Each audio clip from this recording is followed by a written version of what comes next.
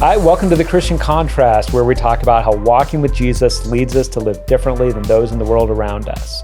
I'm Dan, and I'm really excited this episode to be joined by Tim Longo, who's been a part of our church for a long time, but is relatively newly the pastor of outreach here at our church. Tim, this is really exciting to get to do.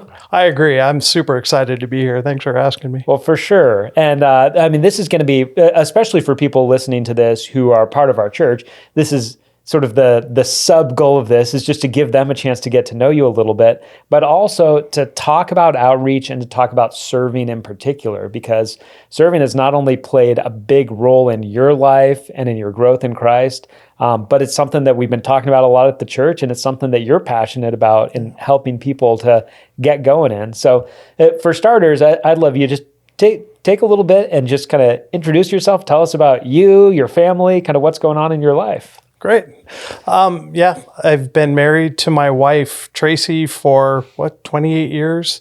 Have two kids. My son, Hayden, is 17 and a senior at Upland High School. In love with rock climbing. Can't get enough of it. My daughter's 22, senior at Cal State Fullerton, hoping to become a speech pathologist at some point. We live in Upland. We've been in Upland for 24 years now. We've been here for a while. I grew up in Whittier. Grew up in a single mom home at a Catholic church, and even in the early stages of my life in the Catholicism and stuff, I really leaned in towards Jesus. It was there was just a lot of times where I just remember feeling like, oh, Jesus is with me, even not understanding what I meant, but just really feeling that.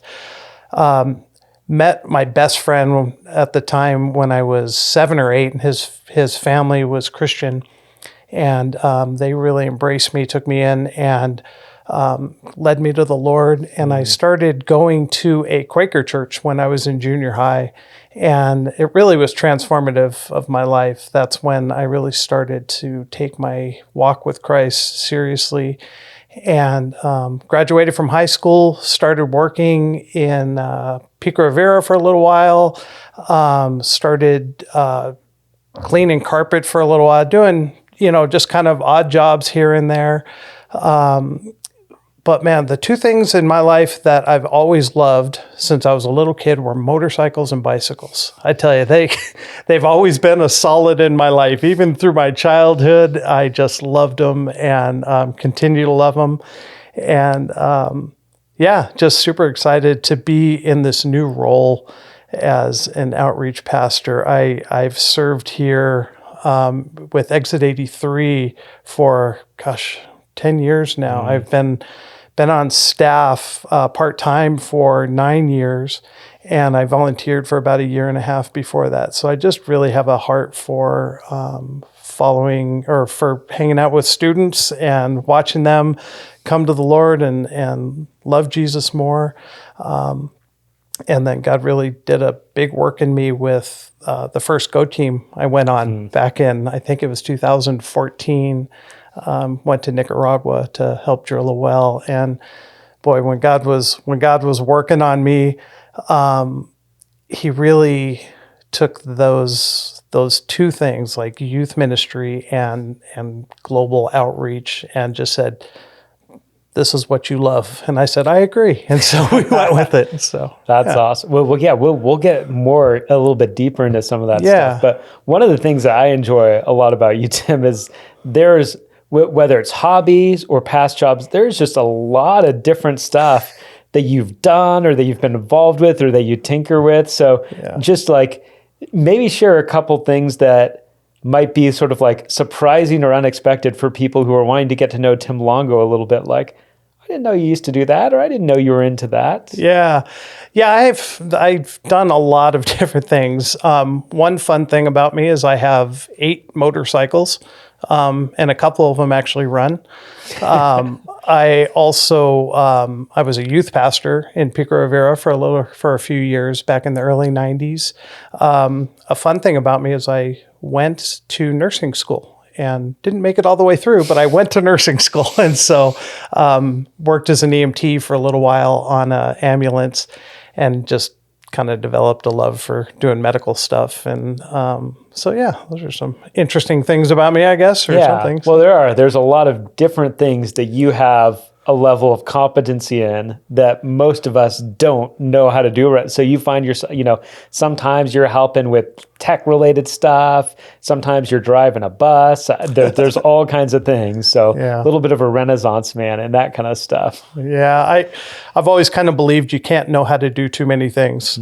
And so when opportunities arise, I've always just said, yes, let's see how it goes. And sometimes it doesn't go well. Sometimes it does. So, but it kind of gives you a broad range of things. So. For sure. Well, it's cool. And a big part of what I wanted us to be able to talk about is just, whether we're talking about serving, using our gifts, the passage, this will air after the sermon this coming Sunday that I'm preparing for, but it's on the passage in Ephesians, in the middle of Ephesians 4, that talks about the idea that the leaders of the church, people who are in positions like ours, our job is not to do the ministry while everybody watches us do ministry. Sure. Our job is to equip others to do ministry. And so just the idea that this great thing that's often called the priesthood of all believers, that we all are given gifts, that it's not a bunch of people watch the pros do it, but we all have a gift, we all have a calling. I just know for you, and hearing your story at different times, the idea of serving and using your gifts, it played an important part, not only in sort of getting you to a point where now you're one of our pastors on staff, but just at a real pivotal point in your own personal relationship with Jesus, where you were experiencing some turmoil and questions. And I'd love if you would just share a little bit about that. Yeah, absolutely. Well, I grew up in a house that was non-Christian. Wasn't encouraged to go to church, didn't have to go to church. But God really just drew me to. And like I said, in junior high and high school, God really got a hold of me. And something he used quite a bit was my high school youth group. As I began to develop in my faith a little bit, I was still very young in being a Christian.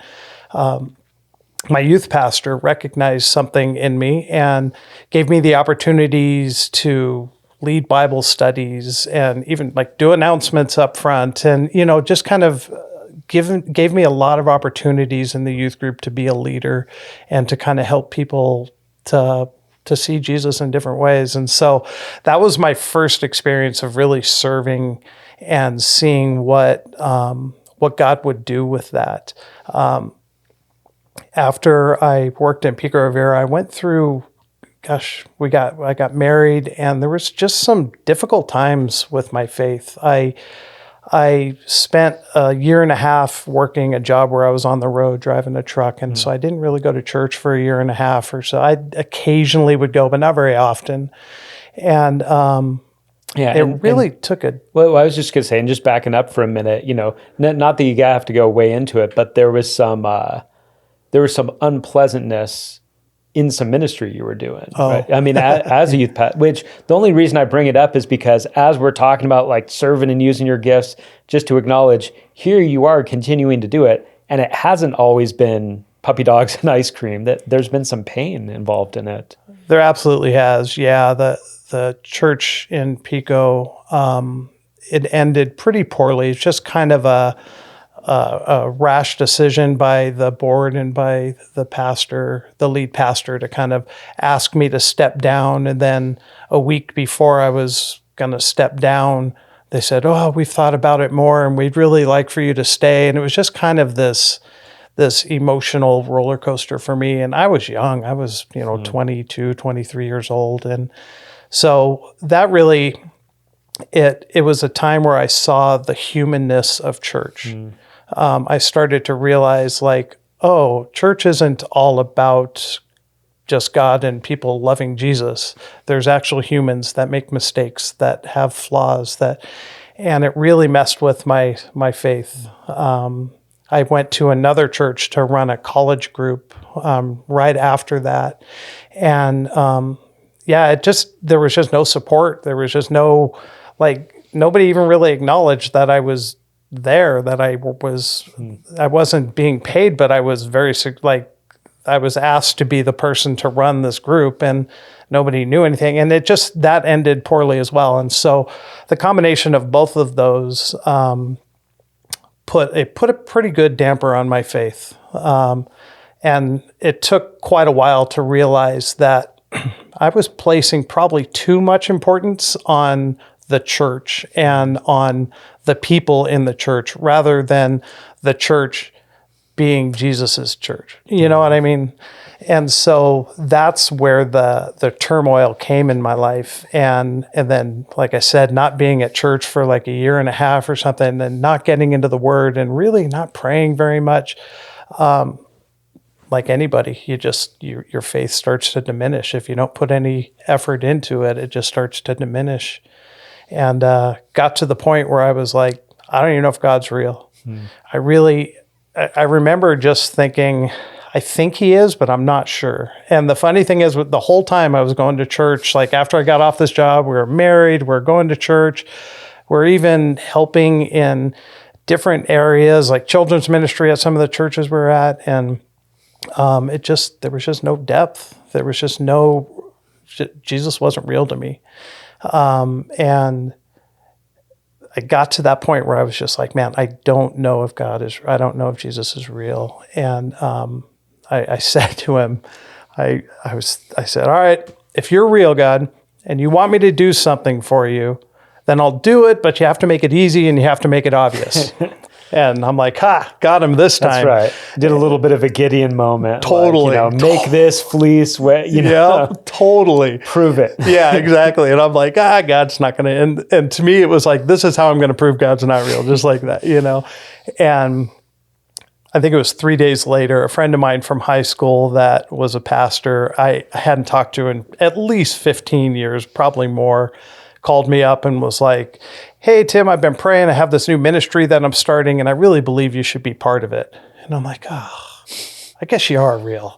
And it was like instantly from that point forward, I just opened up my heart to God again. And I just allowed him to come back in, and man, he welcomed me with open arms. It was so exciting to see how forgiving and how loving and caring our God is when we ignore him and we push him away. We don't even believe he's real. But the moment you say, come on back, he's right there. That was just transformative to me. Yeah. Well, I love it too. I mean, in thinking about all that, thinking about God's kindness and goodness to us, and also just thinking about the idea that sometimes when it comes to sort of the idea of serving in church, it can be easy to slip into the mentality of like, all right, Jesus has done all this for me. The least I can do for him is pitch in. Sort of like the least I can do for him is help with kids or give a little bit of money or raise my hand when they ask for volunteers.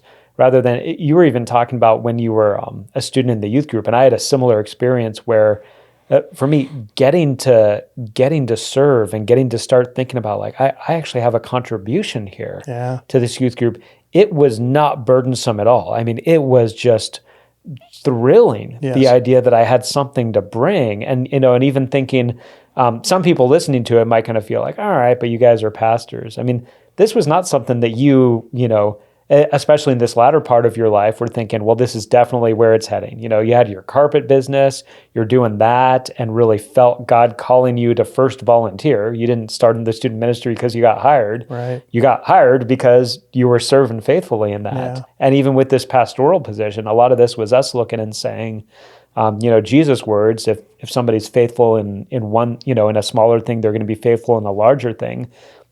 We felt like you exemplified that better than almost anyone at our church. We were like, who would we trust more with this than somebody that's been this faithful, not only in your job with student ministries, but in all of the many mission trips you involved yourself in over the course of time. So I guess all this is building just towards, can you share a little bit about serving and using your gifts, being an agent of joy in your life? Oh, absolutely.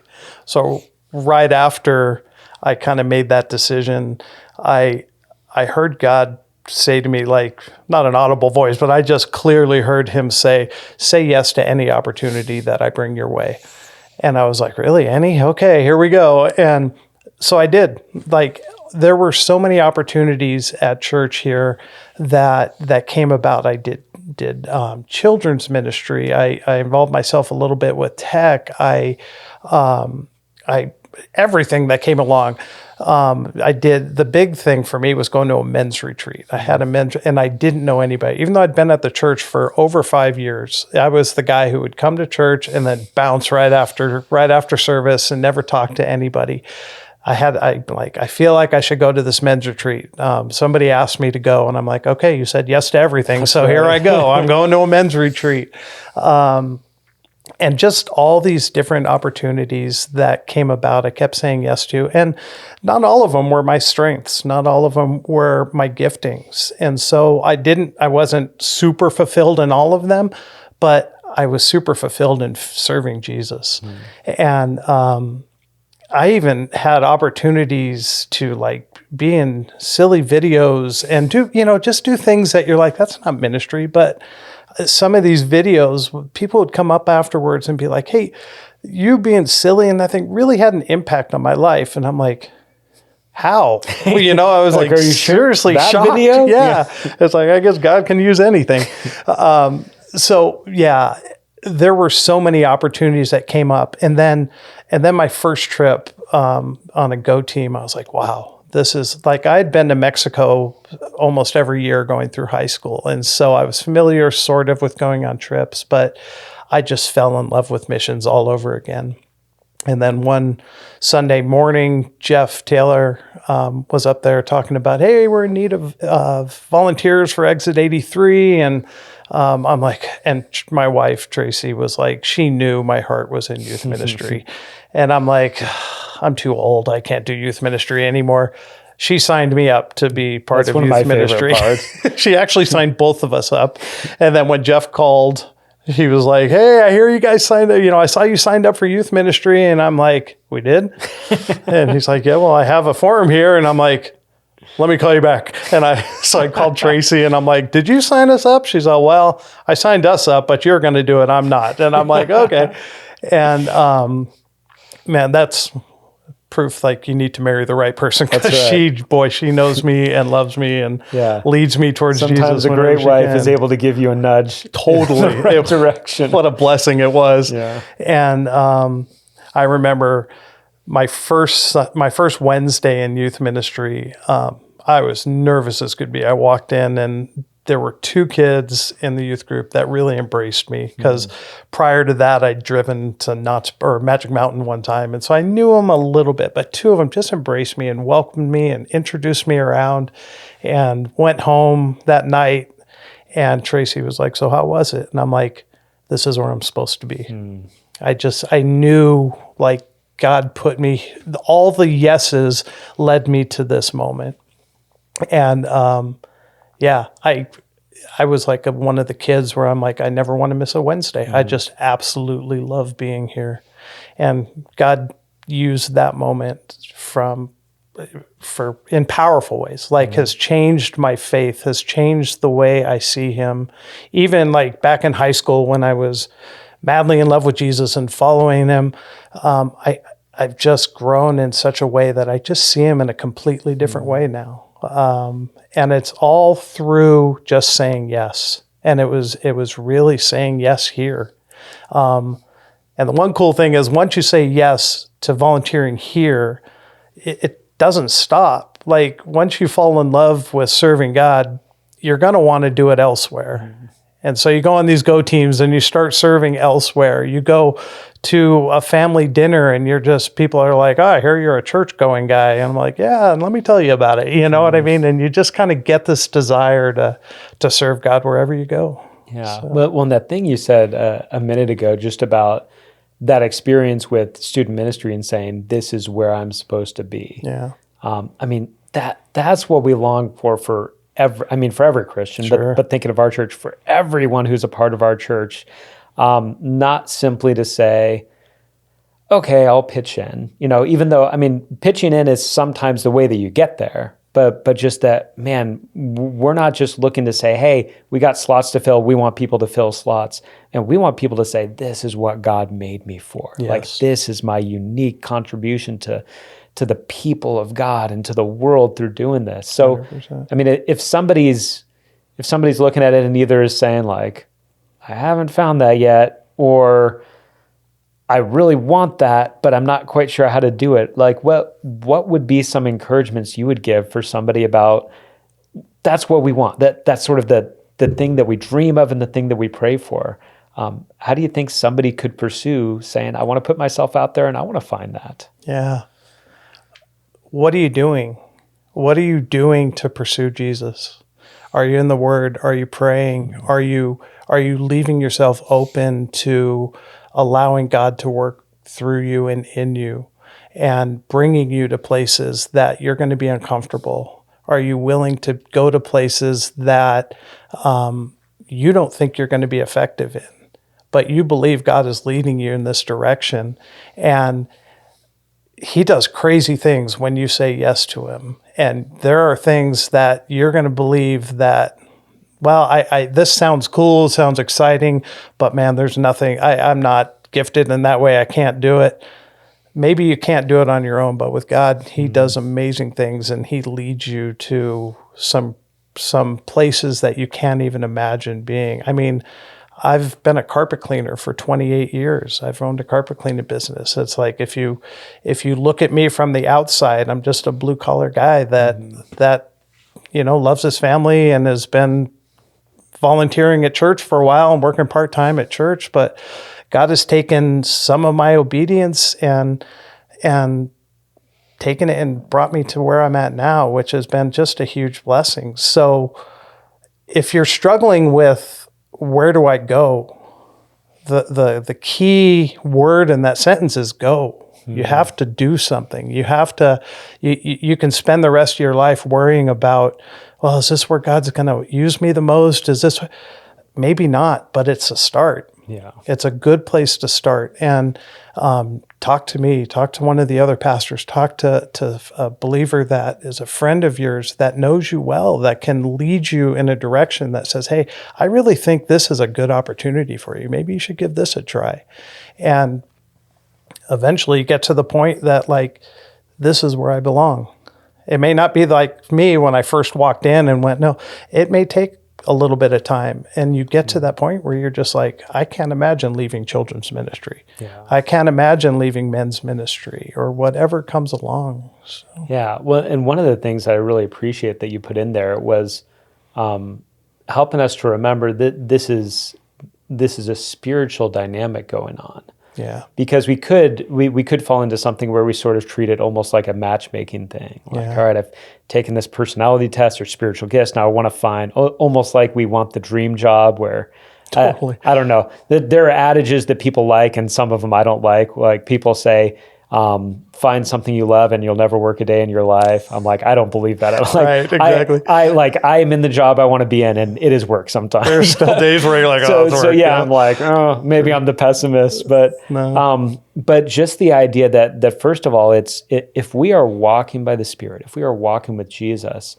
then part of what goes on is that when we're serving Him in some way, whether it's sort of within a formal church ministry, within something that's adjacent sort of to the church, whether it's one of our local outreach partners or global outreach partners, or even like you said, if it's just, hey, this opportunity came up at my workplace and I've started a Bible study with a few guys or something like that. Just the sense that we're in on the mission that God is doing in the world is part of the joy. Yes. And then as we more sort of develop into figuring out our unique contribution, like for me, I was sharing with you the other day, I was in student ministry, right out of college. And nobody put it quite this bluntly, but doing student ministry, it was like, I was good at teaching. I was good at shepherding. I wasn't really good at any of the other parts of student ministry. We got it done good enough. But, after a couple of years of that, I thought, I think it's college ministry. I think I like the more intellectual discussions. So I ended up a few years later getting hired on as a college pastor. And I was like, this is it. Yeah. And after 4 years, I was good at teaching. I was good at shepherding. I wasn't good at anything. Sure. And so it was this refinement. Like I used to play that game Clue with my kids. Yeah. And one of the funny things about Clue is that the way that you win is through a bunch of wrong guesses that give you information. Yeah.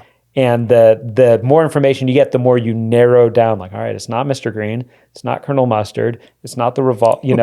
That's and I think sometimes it's been true of me, and I think of you and of many others, where it is a matter of saying like, oh, okay, I tried this. Part of this is it, but I don't think it's the whole thing. So let me keep doing this, and let me try this, and let me experiment in order of elimination. Maybe somebody's like a greeter, and they realize very quickly it's not even close. Like, right. But I think that part of it is just that joy in saying, I'm walking with Jesus. I'm a part of something that he's doing. So even if right away I'm not amazing at it, I still am a part of God's work, and there's joy in that.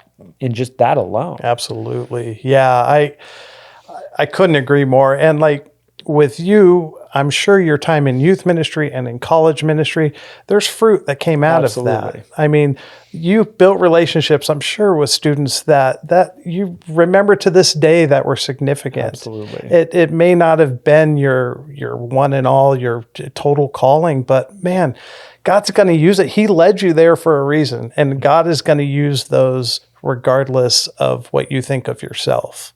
And so, that's totally true. Yeah, it's absolutely. Well, we've kind of hit on this a little bit, but my heart, and I know your heart also, goes to people who, when we talk about serving, when we talk about taking that next step, just for one reason or another feel stuck or kind of stilted in taking that next step into things. And maybe it's because of just not quite knowing where to start. Maybe it's because of fear of failure. Like none of us wants to look incompetent, in this whole thing. So you've already talked a little bit about this, but what encouragement would you give to somebody who maybe similar to your story is sort of like, I've been out of the game for a while in this, or somebody that hears these calls to serve and just has yet to take that first step into it? Yeah. Listen to that call. There's a reason that you have these longings. When I was still in kind of my doubting stage, in my doubting stage, I would sit at church and I would see somebody teach, and I miss doing that. And I remember pushing it down, going, nope, that's not what you do anymore. Or I would see somebody, the youth group outside hanging out, doing something, I miss that. And I'd be like, nope, that's not what you do anymore. God put those longings in me, and he used those when I was finally ready to listen. So if you're at that point where you believe God is going to use you and you're feeling a little distant from him, listen to that. Listen to why you feel that way. Get into the word, pray with him, pray and listen to him. Practice hearing his voice. One thing I really learned in my last, probably 6 or 8 years of my life is listening to God. We tend to have a plan for what we should be doing. We tend to know exactly what we're good at, where we should go, and let's go that direction. And so we say, God, show me how to do this, show me how to do this, and we just bark out all these orders. We've skipped ahead a little bit. We don't sit and go, God, what do you want from me? Where do you want me? How can I serve you best? If you ask him for that, it's just like, in James where it says, if you ask for wisdom, I'm going to give it to you. Because he knows that you're open. You're open now. You're willing to serve him. You're willing to move and willing to learn. By the fact that you're saying, I feel like I'm not doing much, or I'm kind of missing the mark, or I've been out of the game for a while, that's a calling from God. What is that calling? That's what you need to figure out. And again, sometimes you don't have to be concise and perfect your first time out, but do something. Yeah. Do something. Go somewhere. There's loads of opportunities here. I've seen people in the coffee house here that changed people's lives, not because they made a fantastic cup of coffee, but they're willing to sit and talk with people and pray with people and show people that they're loved. Like there's a statistic we used to say in youth group, like 80% of people that attempted suicide and were unsuccessful said they wouldn't do it if somebody had said hello to them that day. We're representatives of Christ. How exciting is it that the creator of everything asks us to represent him? And he's gifted us uniquely to do that. And so do it. Yeah. It's time to just do it. Oh, I love that too. And I love the emphasis too on just God's not going to leave us in the lurch on this. No. You know, if we're crying out, I really want your guidance on this. Yes. He's not going to fold his arms and say, you know, figure it out on your own. It's obviously something he longs for us. And even though the path that he leads us on might feel to us like it's kind of a winding path that's not as straight as we might choose for ourselves. Right. As you even pointed out with my story, like the different places that he takes us all have a purpose in how he's forming us and how he's guiding us. And that's something we can really trust him in. Yeah. I don't think 10 years ago, I know 10 years ago, I wouldn't have been in a position to take this pastor's job. He's been working on me throughout the past. As soon as I was willing to say yes to him, he's been working on me and brought me to this point, and I'm super excited to see what's next. Awesome. Well, thanks, Tim. And this definitely won't be the last time we do something like this, because we'll talk in the future about Go teams. We'll talk in the future about all the different things that you now have your hands in and helping lead our church in. But thanks so much for sharing a little bit of your story, and hopefully through your story and through your encouragement, helping people see what God does when we say that yes to him. Yeah. Well, thank you for the opportunity. I'd love to be able to share my heart. And if anybody would love to talk with me or is curious about opportunities there are at the church, please find me. You can call me here. I'm always available, and I would love to talk with you. That's awesome. So thanks, Tim. And certainly for any of you who are part of LBF Church, that's an open invitation with Tim and with all our pastoral staff. And also for any of you who are just listening to or watching this podcast episode, if you feel like, I have a question, I have a follow-up, I have a comment, we always love interacting with those. And so you could do those on our YouTube channel for Life Bible Fellowship Church. You can find all the episodes of The Christian Contrast there, or on our website, lbf.church. We put out a new episode of The Christian Contrast every 2 weeks. And so if you're just discovering it now and you feel like this is something helpful in helping you walk with Jesus, you can find all kinds of episodes from the past that hopefully will do the same thing. So we'll be back in 2 weeks with another episode. So in the meantime, thanks so much for taking the time to listen.